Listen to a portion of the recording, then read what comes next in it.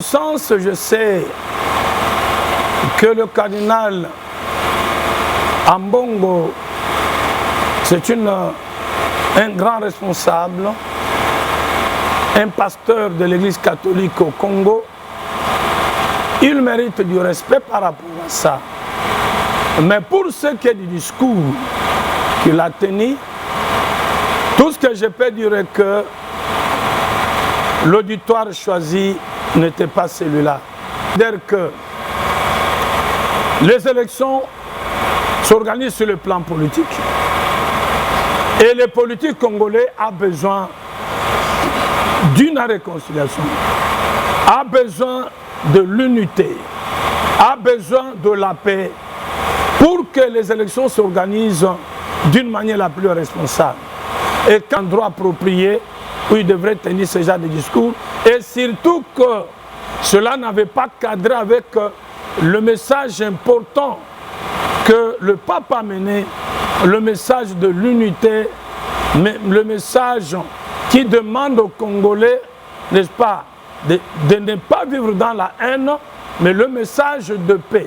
C'est ça le message dont les Congolais ont besoin pour ce moment.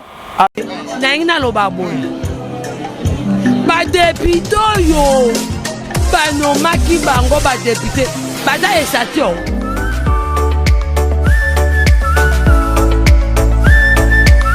Très chers fidèles téléspectateurs ou très chers fidèles internautes partout dans le monde, à travers les antennes de Mapou, la télévision, c'est toujours les journalistes d'investigation Fading Bouna Mukendi. Mesdames et messieurs, c'est un plaisir, ça a été toujours un plaisir de se retrouver toujours dans notre rendez-vous Oyabiso, Manaka Oyabakomomani Bayelatro.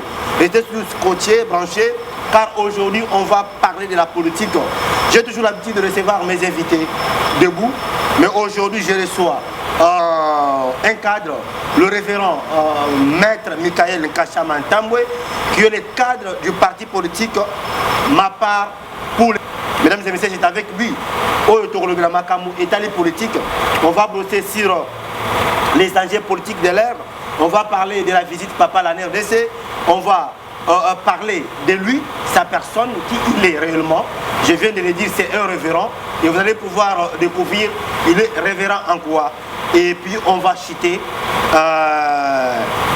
On va chuter avec l'enrôlement parce que nous sommes toujours dans le processus ou pendant la période de l'enrôlement. On va parler de lui parce qu'il est candidat député national ici dans la ville-province de Kinshasa. Mesdames et messieurs, je reçois pour vous ce plateau révérend maître Michael Nkashamantambwe. J'ai dit bonjour et bienvenue dans le Wapo Namoka.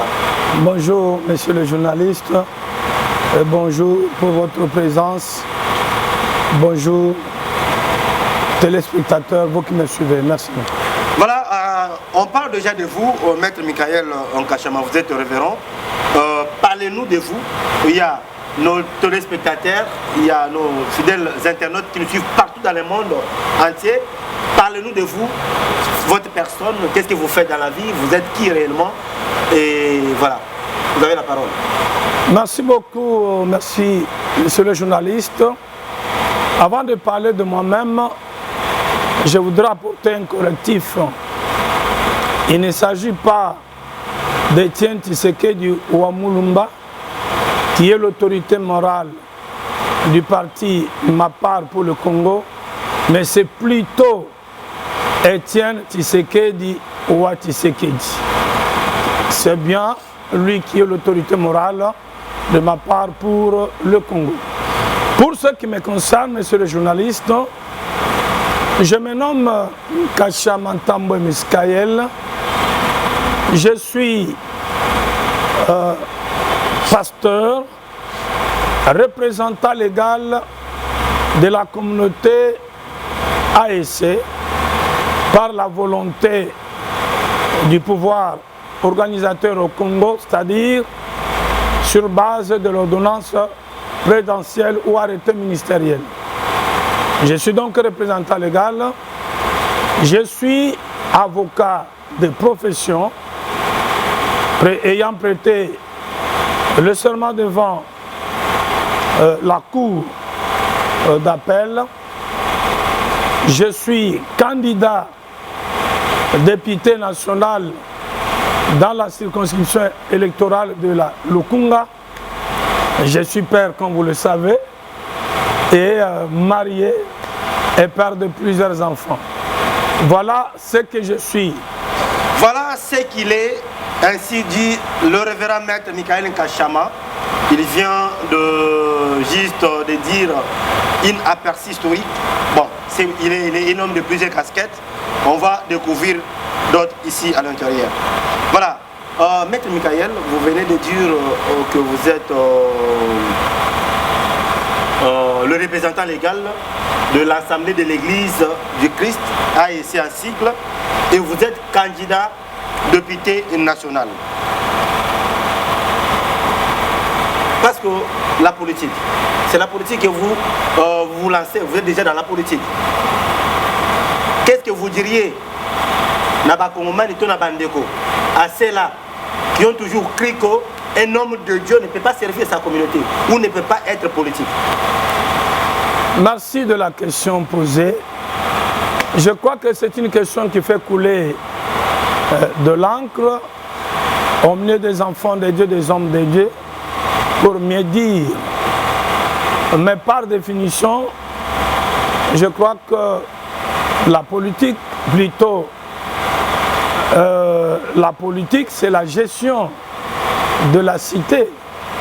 Donc, même en Israël, Dieu a demandé aux enfants d'Israël que vous devez prier pour le pays dont vous allez prendre en possession, car votre bonheur en dépend. Donc, le bonheur de tout le monde, qu'il s'agisse des politiciens, qu'il s'agisse des hommes d'église, qu'il s'agisse des artistes, tout citoyen a besoin d'avoir un territoire, un pays.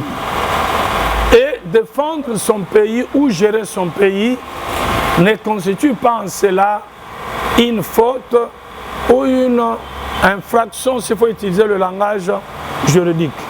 Un homme de Dieu, dit-on, ne peut pas faire la politique. Mais moi je dis, monsieur le journaliste, que nous connaissons aujourd'hui des hommes de Dieu, des enfants de Dieu, qui sont en train de pécher, mais qui n'ont jamais fait la politique. Il y en a qui se sont retrouvés dans la magie, vous le savez, mais qui n'ont jamais fait la politique. C'est pour dire que ici le problème, c'est la personne. Ce n'est pas la politique qui est mauvaise, c'est la personne. Et je vais encore ajouter en disant ceci, je suis avocat de profession pendant plusieurs années.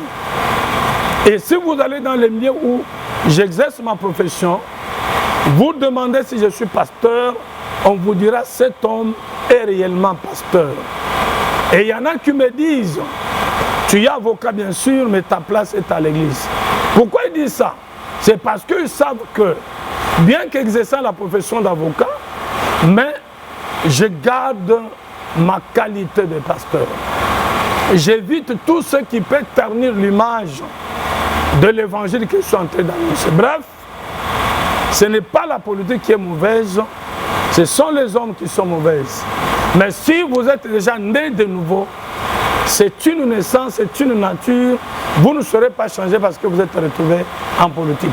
Voilà, merci beaucoup. Espérons et nous croyons profondément que, comme le chef de l'État lui-même étant chrétien, il a toujours laissé notre pays dans le main du Seigneur. Alors nous espérons que le président de la République qui veut avoir une nouvelle classe politique ou une nouvelle majorité présidentielle, cette majorité qui serait composée des hommes de Dieu pour pouvoir réellement lutter contre les antivaleurs, contre la corruption, contre le tribalisme, et ainsi de suite. Et nous espérons que l'apôtre, le révérend maître Michael Nkashama, qui va aussi, bien évidemment, devenir député après les élections de 2023, il sera utile, il va servir la communauté, et tout en respectant la Bible. Voilà, vous étant serviteur de Dieu, maître Michael Nkashama, votre réaction par rapport au discours ou sur les discours du cardinal Fridolin Ambongo contre le régime Tshisekedi. Vous êtes un homme de Dieu. Quel est votre point de vue par rapport à tous ces discours à l'endroit du cardinal Fridolin Ambongo? Merci beaucoup pour la question. À mon sens, je sais que le cardinal Ambongo, c'est un grand responsable, un pasteur de l'Église catholique au Congo. Il mérite du respect par rapport à ça. Mais pour ce qui est du discours qu'il a tenu, tout ce que je peux dire est que l'auditoire choisi n'était pas celui-là. Parce que c'était la messe qui a été célébrée par Pape François, qui est une autorité hiérarchique de l'Église catholique. Tout le monde qui était là réuni était venu pour écouter le message amené par le pape. Parce que c'était un culte, ça ne pouvait pas être transformé, n'est-ce pas, à un auditoire politique où il fallait parler des élections qui doivent être libres, transparentes et tout inclusives. Ça, c'est un discours purement politique qui devrait se tenir dans un autre cadre, parce que je sais que le pape avait réservé des séances de rencontres avec tout le monde. Il devrait recevoir les politiciens, il devrait recevoir même la Senko, il devrait recevoir même les victimes de la guerre de l'Est. C'est dans ces occasions-là que peut-être le cardinal Ambongo pouvait tenir ce langage. Mais là, c'était un culte. Ce n'était pas un endroit approprié où il devrait tenir ce genre de discours.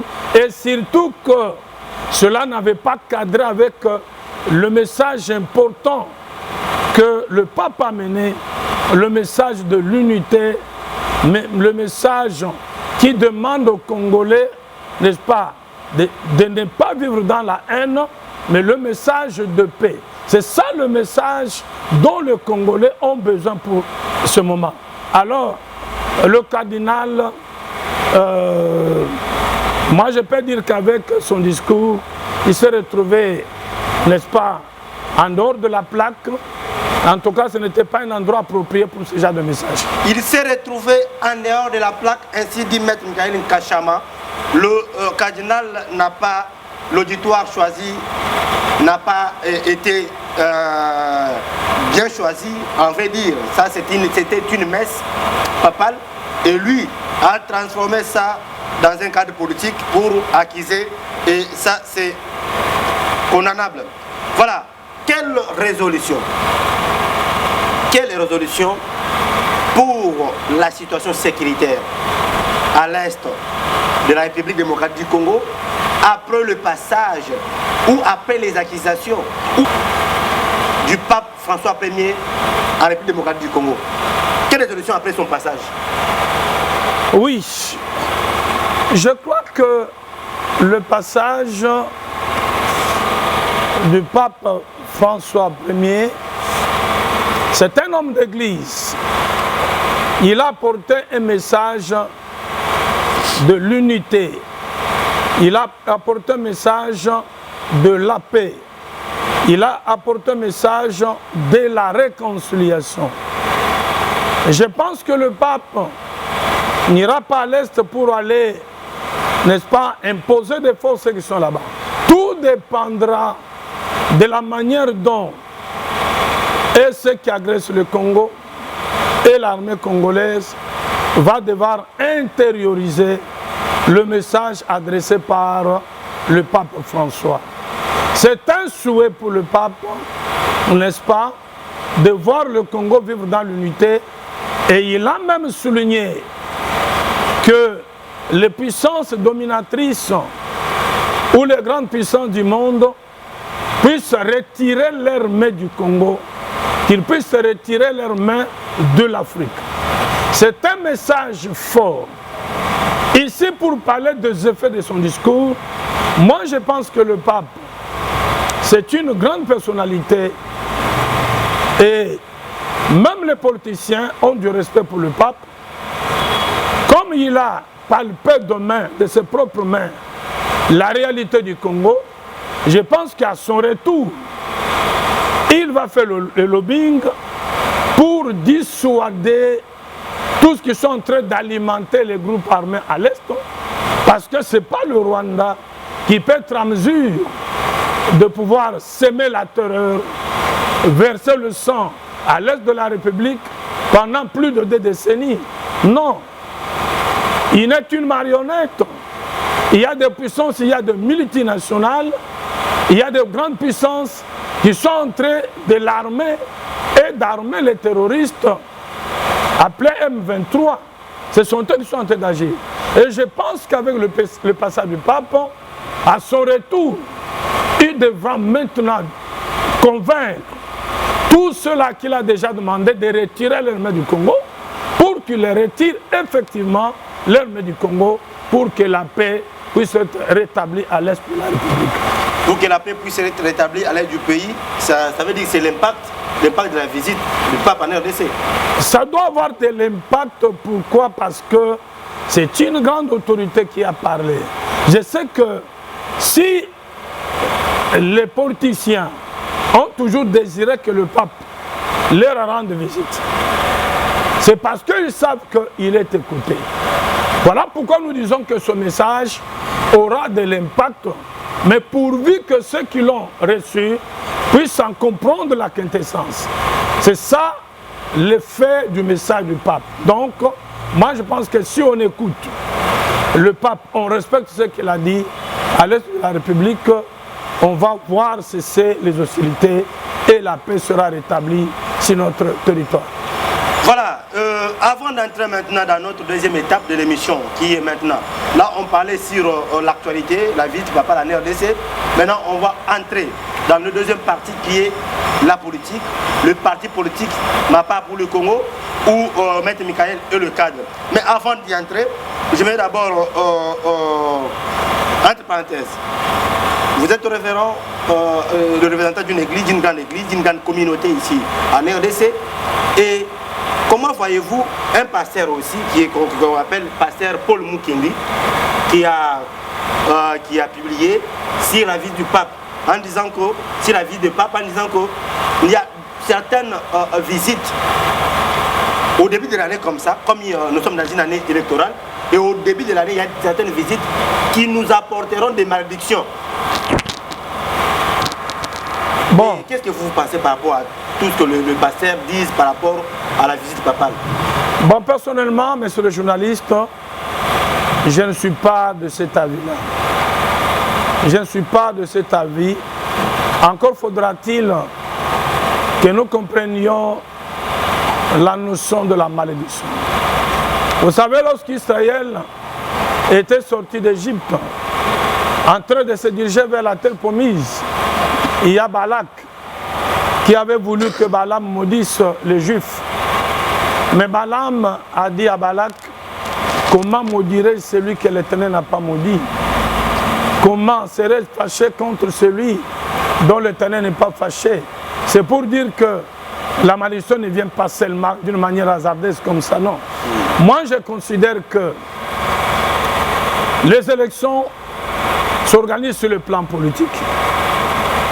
Et les politiques congolais ont besoin d'une réconciliation, a besoin de l'unité, a besoin de la paix pour que les élections s'organisent d'une manière la plus responsable. Et quand le pape arrive, il combat la haine. Vous êtes sans ignorer que la politique, d'une manière en générale, en Afrique, devient de la haine. Au lieu de faire la politique, combattre ce qui est négatif, soutenir ce qui contribue à l'avancement de la chose publique, en Afrique, on combat l'individu au lieu de combattre les mauvaises actions. C'est ça l'Afrique. Mais lorsque quelqu'un, il peut ou ne pas être pape, mais vous amène un message tel que vous devez ne pas vivre dans la haine. Vous devez entretenir un climat de paix. Vous devez être réconciliés entre vous-mêmes. Moi, je pense que, n'est-ce pas, pendant l'année électorale que nous sommes en train de traverser, ce message est très important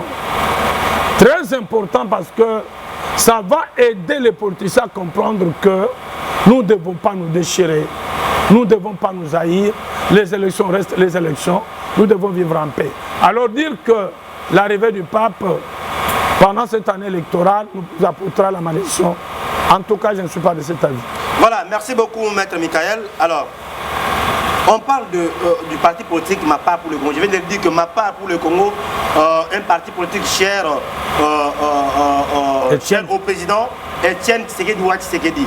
Alors, Maître Michael, parlez-nous de votre parti politique et quelle est sa vision, surtout pour la jeunesse congolaise. Merci beaucoup pour cette question très intelligible. Ma Part pour le Congo, en cycle MPC, qui est présidé par le camarade Etienne Tshisekedi, c'est un parti dont la dénomination elle-même est une interpellation de tous les Congolais en général et en particulier de militants du dit parti. C'est-à-dire, c'est une sorte de question. Tout dépend de la manière dont chacun va appréhender ça. Ma part pour le Congo. On peut dire, quelle est la part, vous en tant que journaliste, quelle est votre part, n'est-ce pas? Qu'est-ce que vous faites pour que le Congo puisse aller de l'avant? Quelle est ma part à moi? Quelle est la part de notre caméraman? Quelle est la part du chef de l'État? Quel est le rôle que chacun de nous est en train de jouer pour que le Congo devienne un Congo à la dimension de ses richesses? Chacun de nous a une responsabilité. Voilà pourquoi notre parti, Ma Part pour le Congo, est une interpellation de tous. Chacun doit avoir sa part. Chacun doit jouer son rôle. On ne doit pas abandonner la charge de la République sur les épaules du chef de l'État seul. Ce n'est pas lui qui doit venir, même dans ma maison, pour venir vider la poubelle. Chacun de nous a une responsabilité. Voilà pourquoi nous disons Ma Part pour le Congo. C'est un parti dirigé par le camarade tel que je vous l'ai dit. C'est un parti qui se veut un parti à caractère social, visant en fait le bien-être de la population congolaise.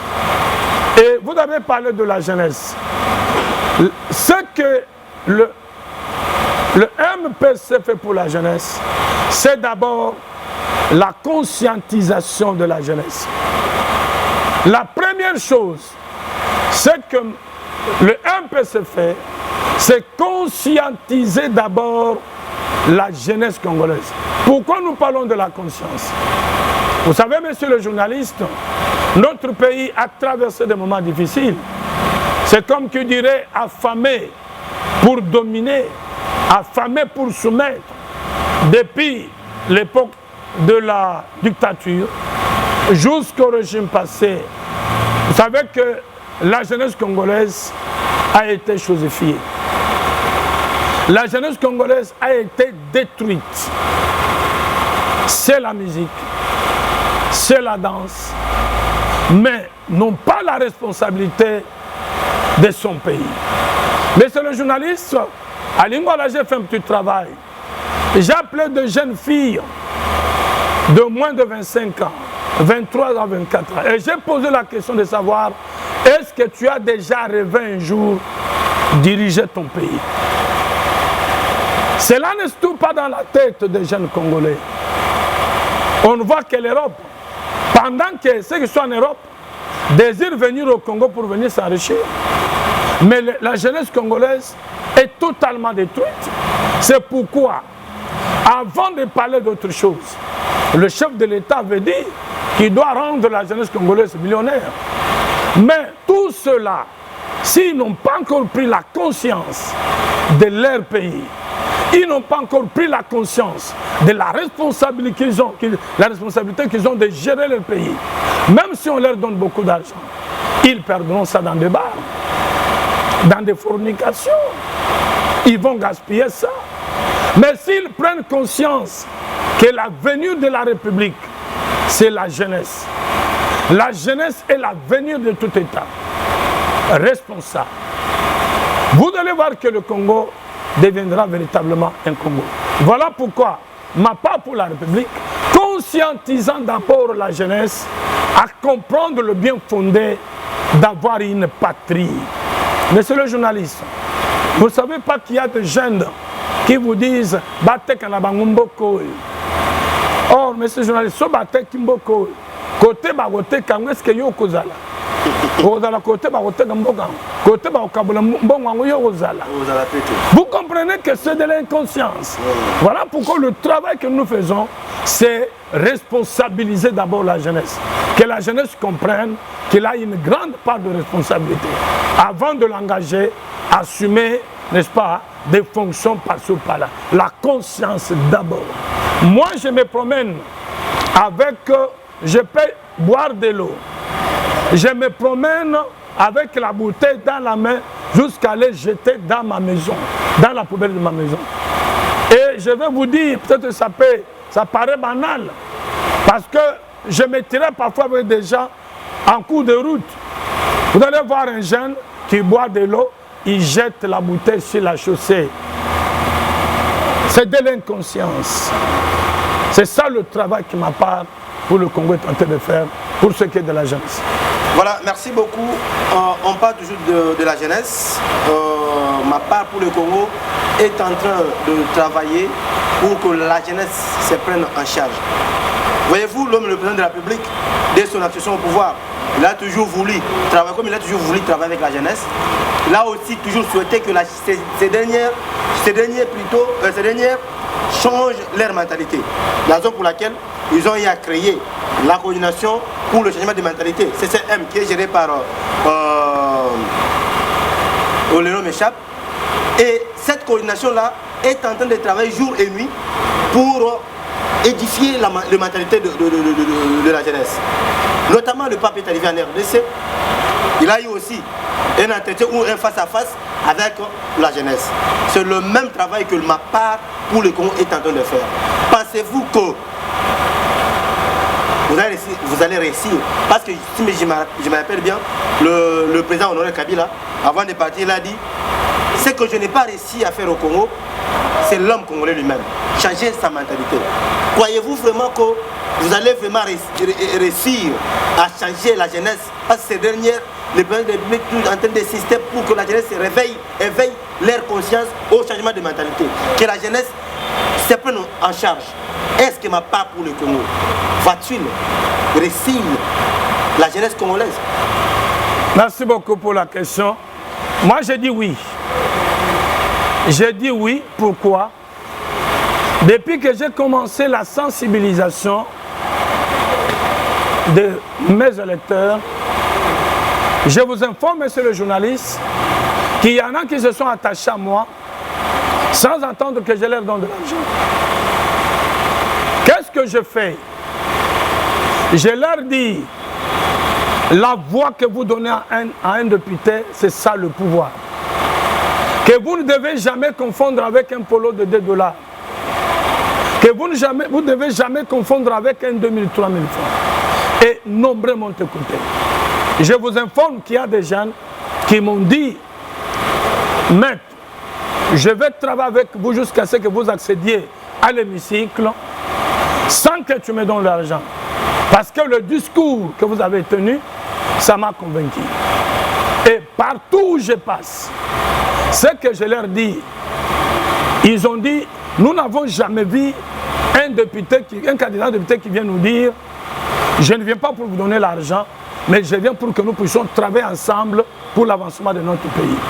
Il y a possibilité de changer. Si moi je suis au palais du peuple, en tant qu'avocat, nous jouerons un rôle dans le cadre de notre parti et nous allons changer beaucoup de jeunes. Ils vont changer parce que j'en ai déjà l'expérience pendant le 1 mois ici de sensibilisation pour l'enrôlement. Il y en a qui ont déjà changé. C'est possible. Voilà, c'est possible. Ma part pour le Congo va travailler en arche-pied pour pouvoir changer cette classe politique, mais surtout éveiller les consciences de la jeunesse. Maître Michael a parlé des électeurs, je vais de vous suivre au Tukoloba Awa devant vos électeurs et tout. Pesa point de vue sur le processus électoral ou le processus sur les opérations d'enrôlement qui a été lancé par la CENI. Et aujourd'hui déjà, nous tendons déjà vers le temps ou les jours qui a été ajouté par la CENI par rapport à la population. Est-ce que ça se passe bien dans votre circonscription? Merci. Concernant les opérations d'enrôlement, j'ai dit oui, j'ai dit aussi non. Pourquoi j'ai dit ça? Notre pays est en train de traverser une crise profonde dans tous les domaines. Et cela est en train d'affecter parfois certaines choses que nous faisons. Entre autres, les opérations d'enrôlement où nous avons appris il y a des machines quelque part qui tombent en panne, mais on est en train d'arranger. Je crois que l'œuvre humaine n'est pas totalement parfaite. C'est que je sais que les opérations se déroulent bien. Pourquoi? Parce que il y a les gens qui s'enrôlent tous les jours. Lorsque la machine tombe en panne, on répare, on remplace. C'est un travail encourageant qui est lancé par le président Kadima. Moi, je pense que ça se passe bien. Et quelque chose que nous n'avons pas apprécié et que nous continuerons toujours à condamner, heureusement que notre police est une police éveillée. Vous aviez suivi avec moi qu'on avait arrêté certains agents et les policiers même qui avaient tenté de chercher à se faire soudoyer pour donner des cartes aux électeurs. Ils ont été arrêtés. Ça, ce sont les méfaits qui arrivent dans ce qui est fait par les hommes. Mais d'une manière générale, moi je pense que les opérations se déroulent très bien parce que les gens sont en train de s'enrôler et nous sommes en train de sensibiliser les gens et les cartes sont en train d'être remises aux Congolais qui vont voter bientôt. Voilà, les Congolais vont voter bientôt. D'ici le 23 décembre 2023, il y aura belle et bien élection en République démocratique du Congo. Je vous rappelle que nous sommes en direct de Mapoula Télévision. Nous sommes à domicile. On a été reçu par le révérend Michael Kachamantambwe, qui est le cadre du parti politique Ma Part pour le Congo. Déjà, on nous signale par Zabra Lukusa, cameraman VIP, et un héros dans l'ombre que nous tendons vers la fin de notre entretien de ce jour. Alors, Maître Michael, j'aimerais que vous regardiez la caméra et que vous disiez quel est votre message à l'intention de la population congolaise en général et en particulier à vos éventuels électeurs pendant cette période des opérations d'enrôlement. Et c'est ainsi que nous allons boucler notre émission. Merci beaucoup. Le message que je lance n'a pas congolais nyons. Et ça dit que dans la période mon corps très sensible, Oyo Seni a perçu Mikolo. Il n'y a aucun de cause à la carte d'électeur pour toi que voter le candidat au Bissau Tokopona. Alors, nous avons 5 Congolais nyos. En général, les électeurs n'angai nyos. Nakati na circonscription électorale il y a Lukunga. Que bokende bino nyos mikolezo qui ngoko manasuka bozo ba carte d'électeur. Okoki ko voter candidat na yote, okoki ko voter président de la République oyo lingité, ce que dans la carte d'électeur. Tout le monde va négliger la carte d'électeur. Les lois bazali ko souffrir. Ngai en tant qu'avocat, na le bien te lokola toujours na carte d'identité. Carte d'électeur wana ko sungayo non seulement pour ma ponomie, mais au Komemboka. Bako tinilo mo agent pour zoa bako réclamer au carte wana Bon, non, ce bazar décourageant, on a une carte, on a des choses à l'erreur, on a des choses à l'erreur, bon, que nous avons une carte, pour de tout milengele, pour de tout bas, Kopona, bateau, c'est le bas que nous représentons, Bisso, na, Ndaku Yamakita, Obabengi, Palais du Peuple. Voilà mon message que je devrais lancer en direction de la population congolaise. Voilà, merci beaucoup très chers fidèles téléspectateurs, très chers fidèles internautes partout dans le monde, vous étiez nombreux. Vous avez été belé, vous fandi dans ma télévision pour nous Landa. Entretien Oyaki Toko Makasi na maître Michael Kachama. Oyo à s'adhérer la vision du chef de l'État, à répondre à l'appel du chef de l'État, à lobby. Je vais travailler avec ceux qui sont prêts à travailler pour la communauté, ceux qui veulent m'accompagner dans cette vision de pouvoir changer le Congo. Maître Michael s'est aligné. Alors, je lance aussi l'appel à tout le monde, les habitants ou les natifs ou les résidents des districts de Lukunga, à Kinshasa. Votre candidat est là. Allez-y. Allez-y vous enrôler massivement pour donner un deuxième mandat au président de la République, mais aussi voter un député digne qu'il faut, un député qu'il faut, un serviteur de Dieu. Avec lui, il n'y aura pas la corruption, il n'y aura pas les tribalistes, il n'y aura pas les antivaleurs. Donc l'assurance, le social est assuré pour Bana Lukunga. Restez scotchés et branchez sur vos antennes. C'était le Bapo Namboka. Votre émission, dans votre maison, dans votre quartier, dans votre commune, partout, le Wapo Namboka est partout et partout. Nous sommes sur le terrain, tout le peuple, pas si. Yom on a biso, on a pour sa publicité, on a pour ça, tu as mis Michael, prends le numéro en bas d'écran, contacte-nous et nous allons y revenir. À bientôt. Merci beaucoup pour le dernier mot, monsieur le journaliste. Je vous remercie pour m'avoir honoré, m'inviter devant votre caméra. Et nous resterons toujours fidèles à cette télévision qui est en train de motiver, qui est en train de réveiller la conscience des Congolais. Nous vous félicitons, nous vous suivons sur YouTube à tout moment et vous faites un bon travail. Nous vous encourageons pour ça. Et pour terminer, je salue le camarade Etienne Tshisekedi, et le chef de ma part pour le Congo. Je salue le CG Ariane Congolo, notre secrétaire général. Je salue notre CGA Espérant qui est en train de faire un bon travail pour encadrer les candidats. Je disais Espérant Kamanda. Je salue tous les membres du MPC, mon président fédéral BIA. Je salue le président sectionnaire Kamba, Thomas, et je salue tout le monde. Merci beaucoup. Prochainement, nous serons encore devant la même caméra. Merci beaucoup.